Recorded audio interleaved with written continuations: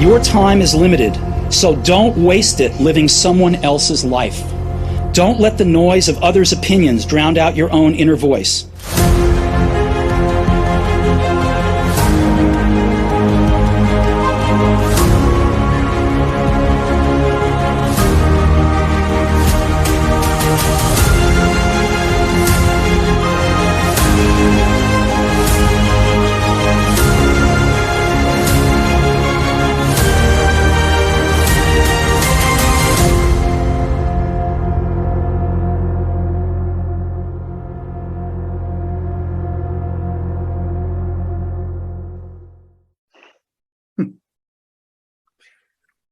So thanks and welcome, Yuliia, to Today in Branding. So our session today, obviously, is dealing with our segment. Our main segment today, of course, is dealing on Today in Branding, which deals with looking at trends, some of the trends and insights on brands, and what exactly is happening within the marketing environment.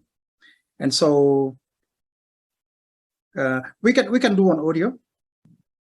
Okay, yeah. Let me turn off camera. Yeah.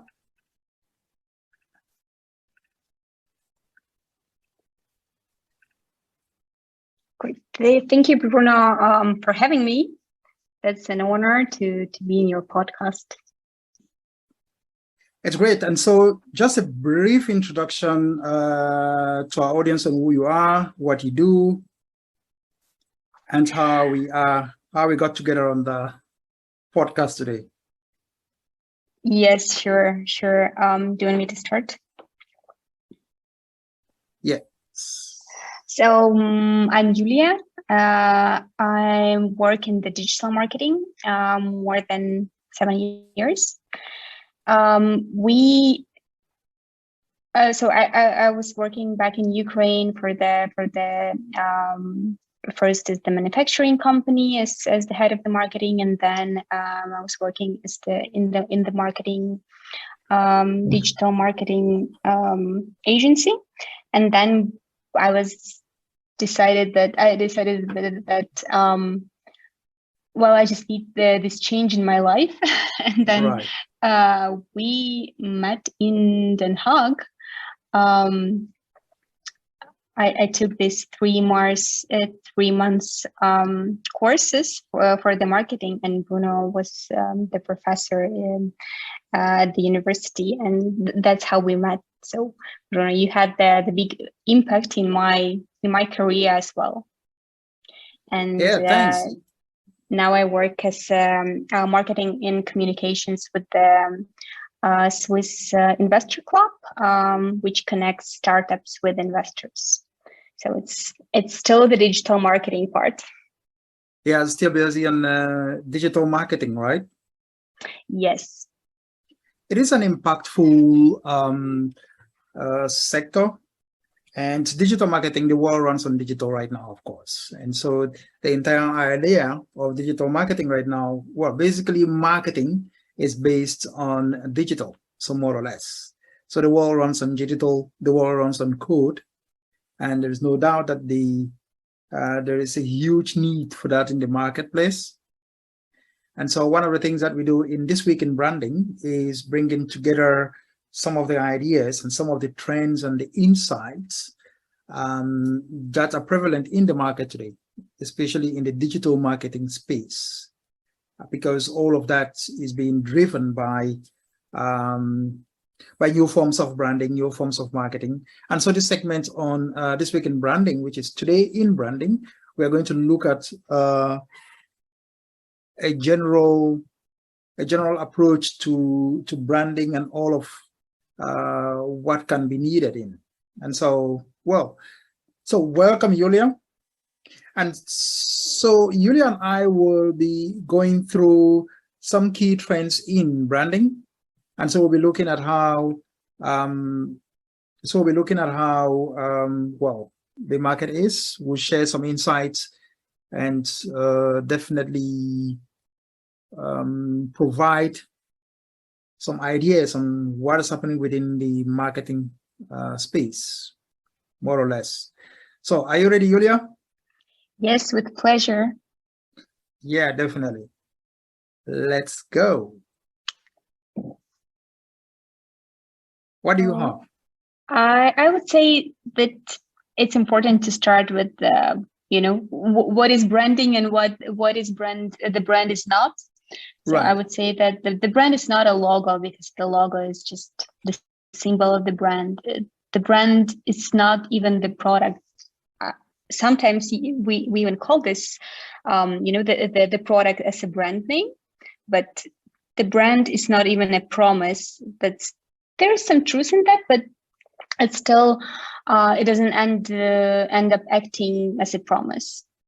And I would say that the brand is a sum of all the impressions that the company makes to all the audience. So the brand is your reputation, that the customer's gut feeling about the product, service, or company.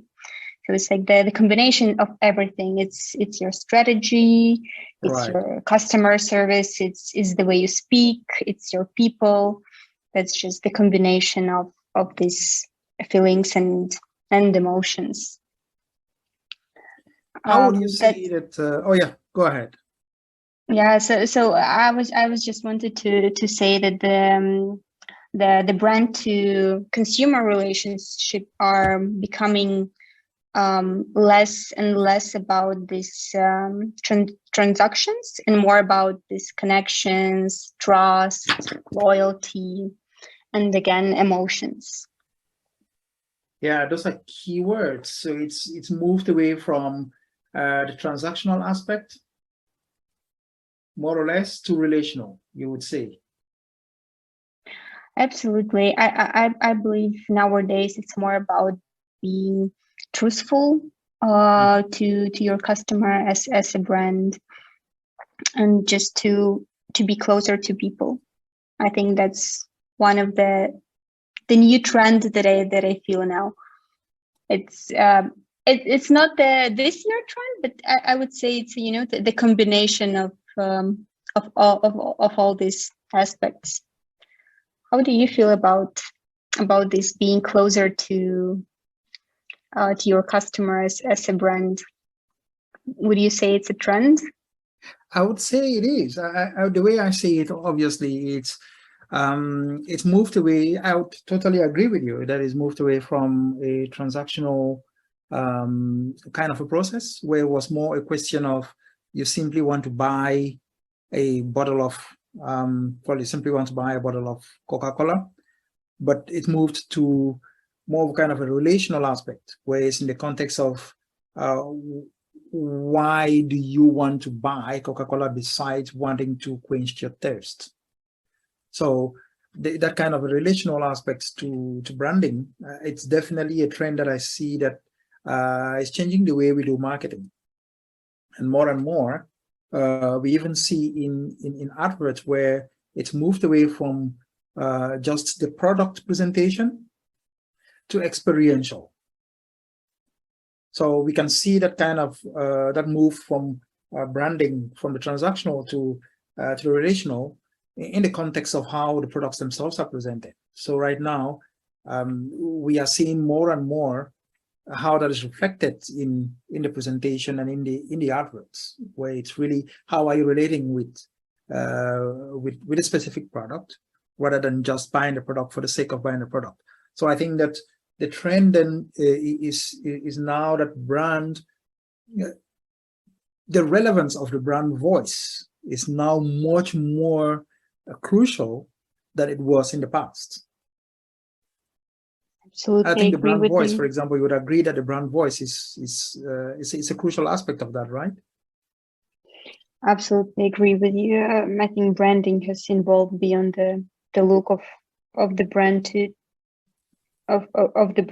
to what you stand for, like what you act and how and what the experiences you provide. So it's now you need to be doing more than just the bare minimum to change to stand for, like the way you said, Scola and these kind of huge brands, the icon brands.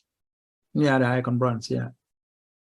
Do you see that there is more responsibility? More or less, the brands are taking more responsibility in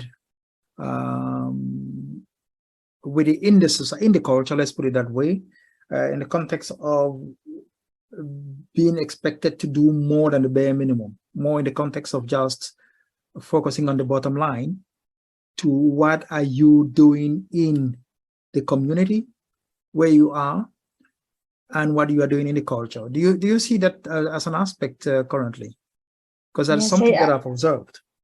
Oh, that's for sure. I think that this 6 months since the war broke out in Ukraine, there's also just the strong aspect of how customers want to also interact with brands that share their values, starting from sustainability to social justice. So there's also this talking about the war, brands who stayed in Russia, customers also interact with them differently. I think now people even ready to pay more, but for that brand that has this communication about the values, has this like brand activism, and it's different how customers interact with brands now. So definitely you need to be to start doing more than just this bare minimum, not to even be good at what you do. That's right. That's the bare minimum, but nowadays you need to do more than just being a responsible corporate citizen. That's true. Yeah, how do you feel? Do you feel that's also the war had this impact on brand activism, the sharp difference between before and after? Yeah, quite. It's good that you raised the issue of the war and what is happening right now in Ukraine. I realized, of course, that and you definitely have a personal understanding of that more than I. But of course, now globalism is part of the global nature of marketing provides the fact that we can understand what is happening, and it's definitely something I've observed, that a lot of the brands closed shop in Moscow in protest. So you realize that it's more than just doing the bare minimum in terms of providing or meeting their bottom line, or even being a responsible corporate citizen. But the war provided a kind of a forum and opportunity for brands to prove that they are more than just a responsible corporate citizen. That part of being a corporate citizen is also being it's standing for justice, and it's standing for the rights of citizens. And I think it's something that I've noticed, and there is so much power that the global brands can play in this kind of situation and circumstances. So it's definitely something I've observed. I also see that nowadays the brand has to have this like strong opinion. You can't really play both, like in the situation, and that's why some of the brands take the decision of to lose their profit, but to stay truthful with their position.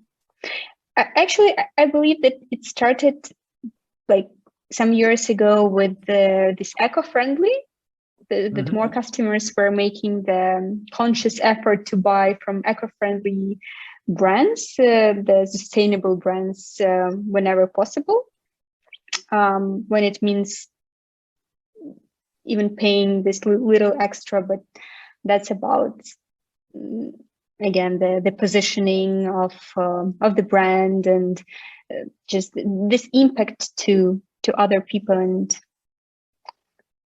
other people's lives. Right, right, right.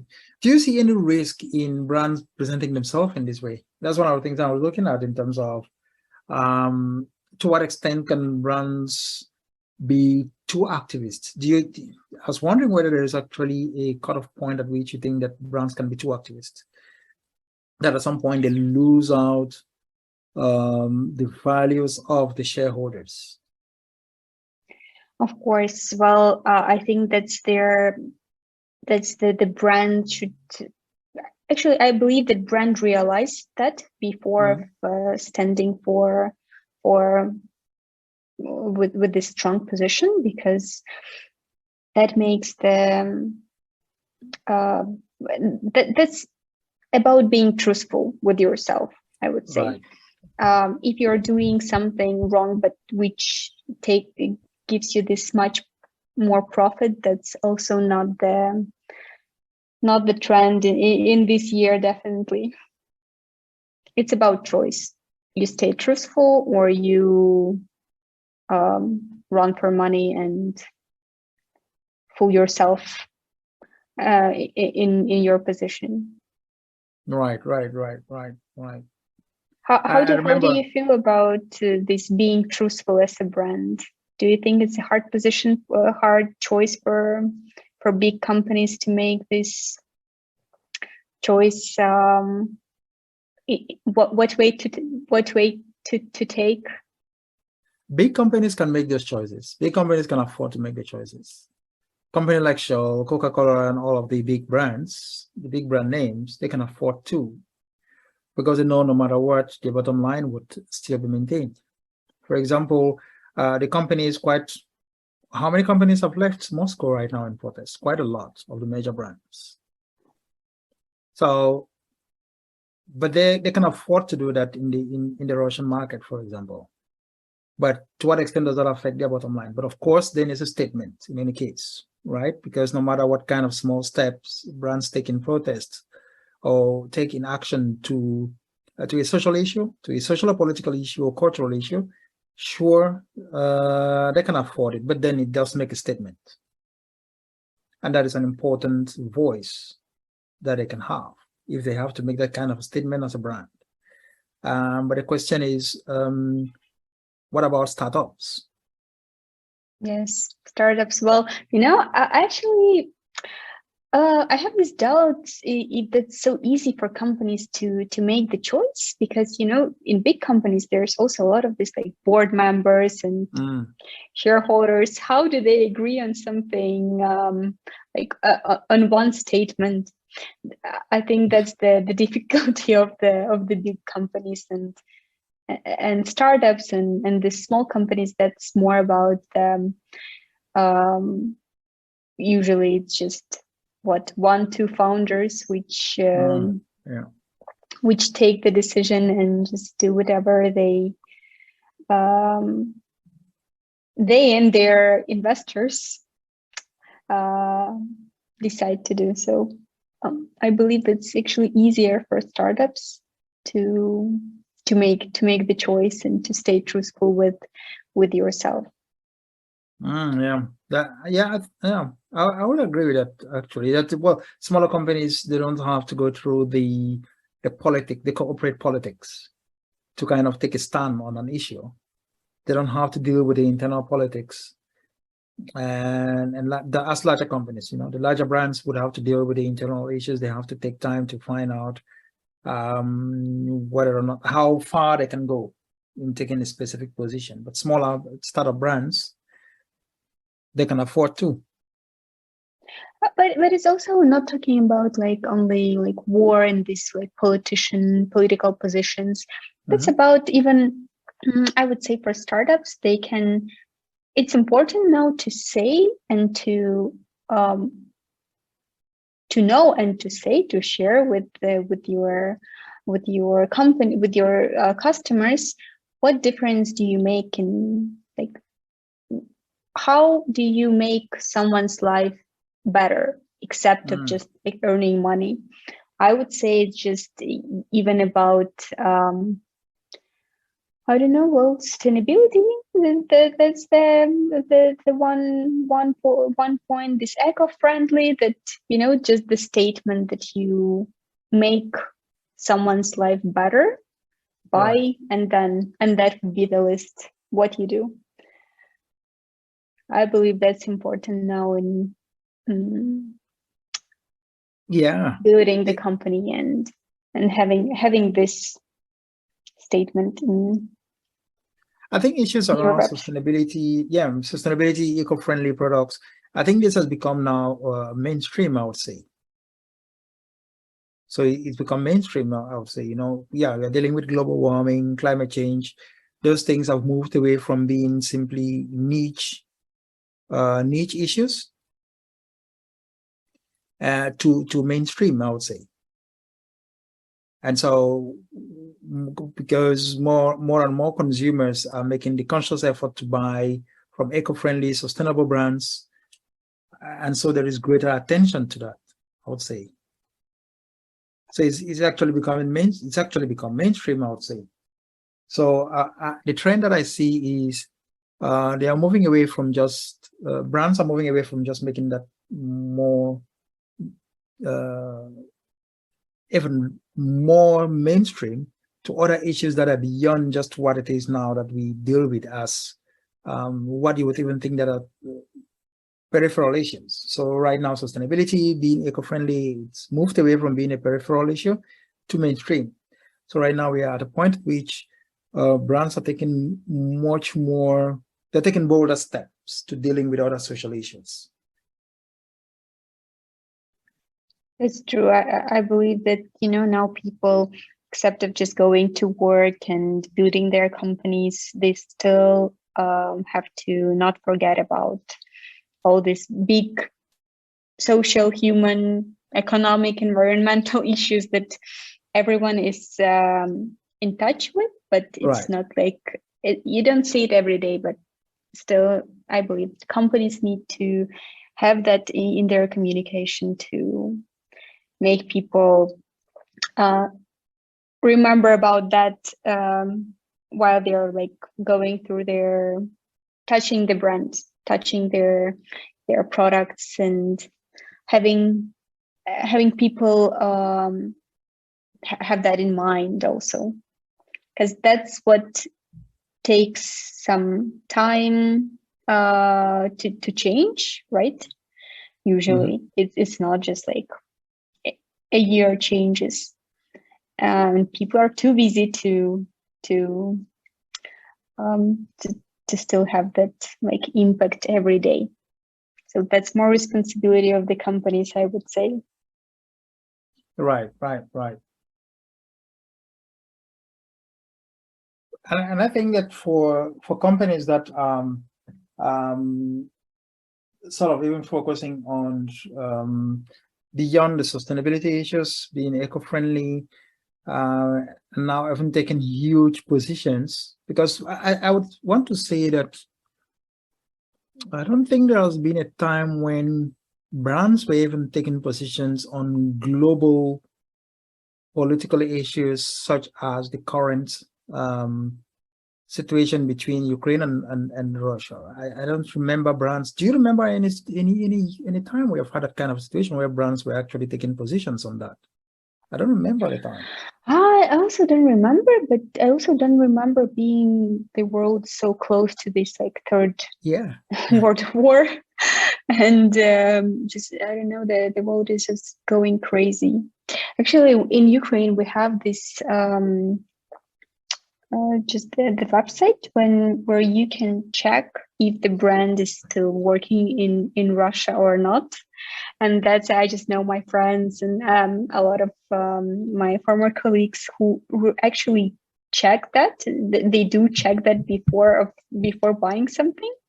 And that's also the responsibility of supporting. First, that's a responsibility for brand, of course, to have this choice, and then that's also the positioning, the position of just a customer to make the choice if it matters or not. But yeah, a lot of companies just left Russia. And there's still this like list of companies that have chosen the profit, and because when the market is empty, that's good timing for brands to take, for big companies, and big and small. It doesn't really matter to take these actions, and that's the matter of choice.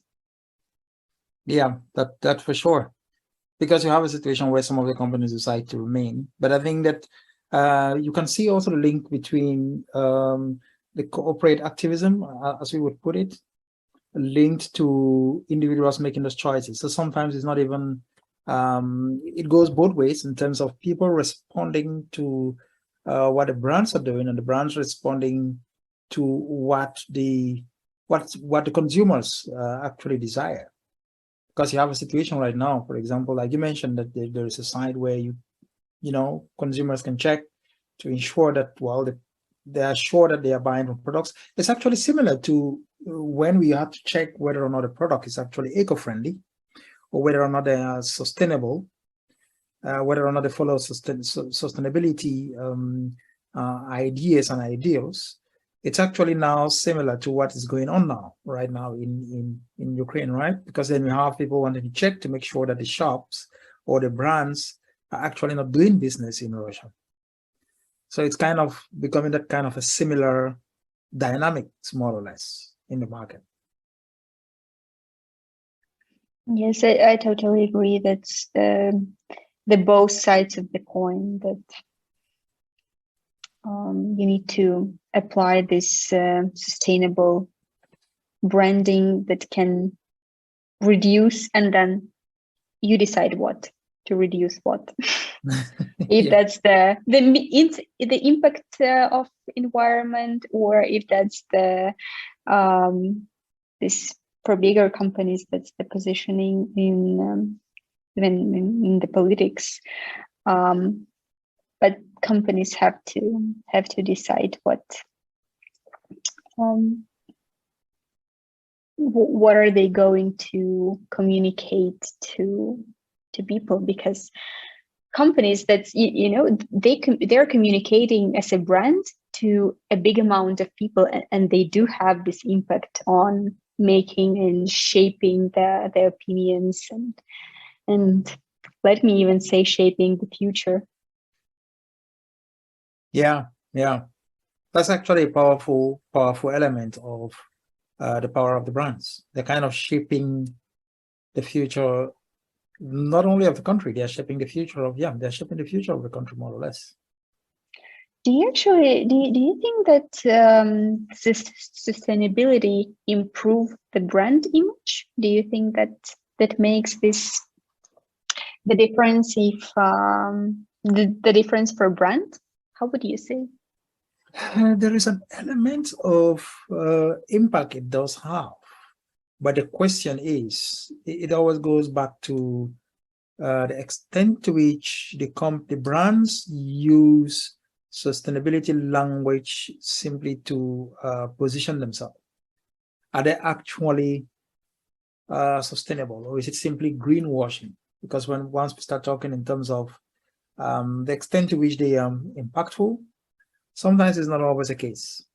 So when I even talk about brands advocating being eco-friendly or being sustainable, that has become mainstream. And once it becomes mainstream, that's when you start having the fakes, those that are simply greenwashing, more or less. So I wouldn't say that every company or every brand that proclaims itself to be eco-friendly or advocates a sustainable approach to the environment actually does that. I wouldn't see it that way. What do you think? Do you think the brands are actually sustainable when they say they are? That's interesting. That's again about being truthful. That's part of the branding, actually, what they communicate to as a company. If they are just doing that and not even saying, Or are they doing and saying, or are they just saying without any making any actions? I think there's this three ways of being sustainable nowadays, and it's the matter of being truthful with yourself and with your customers. If you want to make only the impact of giving the message how they should act, or is that actually your example of what you do and how you also make actions of showing the results, how you make people believe that it's true? I think most brands just give a lip service. Well, hopefully not, because then this world never will change. Oh yeah, well, you have the large brands. The big brands can actually provide substantial support to sustainable projects. Let me put it that way. And some other eco-friendly companies are out there, of course. The brands that are producing some of the environmentally sound products.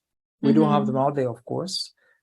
I'm saying that to a large extent, a lot of other companies simply proclaim that. But if you check their products, and if you check what they do, you check their mission statements, you will see issues on environmentally sustainable, eco-friendly, environmentally friendly. You find all the phrases and words that proclaim a brand as being sustainably responsible. That is, I would say about this, that's about the giving the choice to a customer also. For example, IKEA, it gives one little bag can change the world, and then people just buy the reusable bag, or the recycling. Yeah, so that's also the just giving your customers a choice, but with a message that they will think about it. That's even the simplest that you can go, because you don't actually invest in something to show, like as the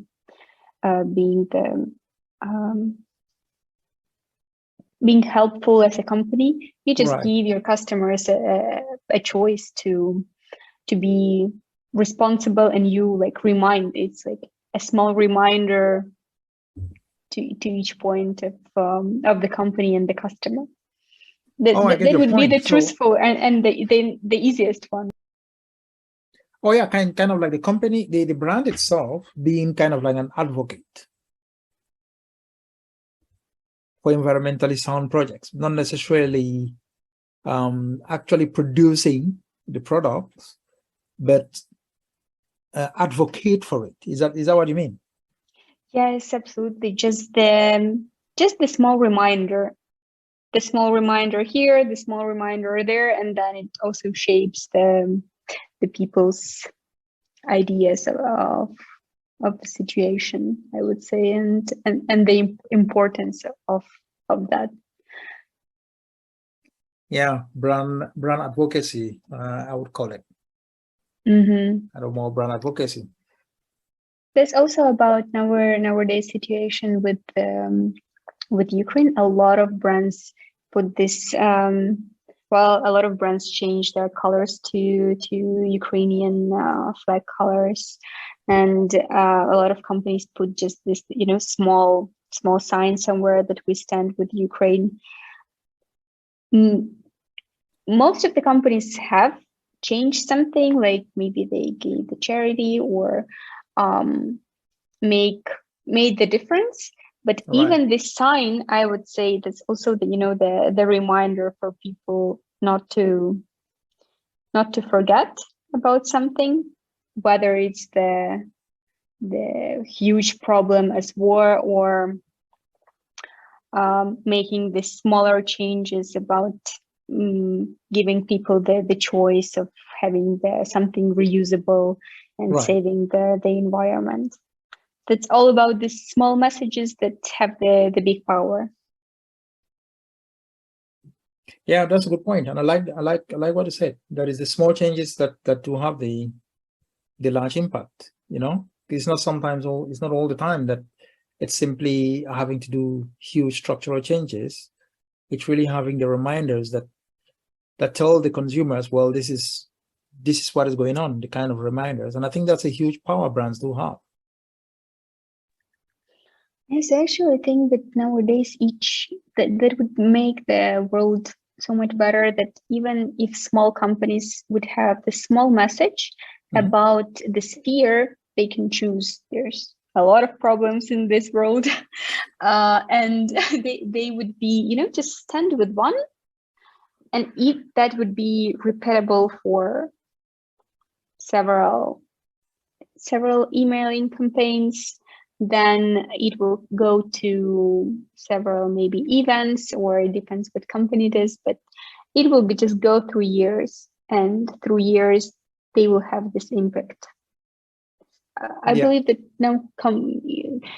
you asked about startups. I actually believe that startups have so much potential. You never know how big the company will go from a startup even in a year. That could be such a big impact to others through this, small messaging. Yeah. I think that is also one of the trends we can see, right? Where it really, I think indeed the war has actually provided an opportunity to see the direction to how branding works. The small changes that you're mentioning, the flag that companies have on their sites, or even the other day I was working on a web project. Just go to the control panel, and suddenly there is a banner asking for contribution to Ukraine, to kind of help. There was a specific request that I have, and you find this, all of this, the messaging that the brands put out there. You might think it doesn't have some impact, but it does have impact, both as a reminder, as well as a step to support. And that's a way that's a trend that I think that will change the way the brand voice, more or less, in the future.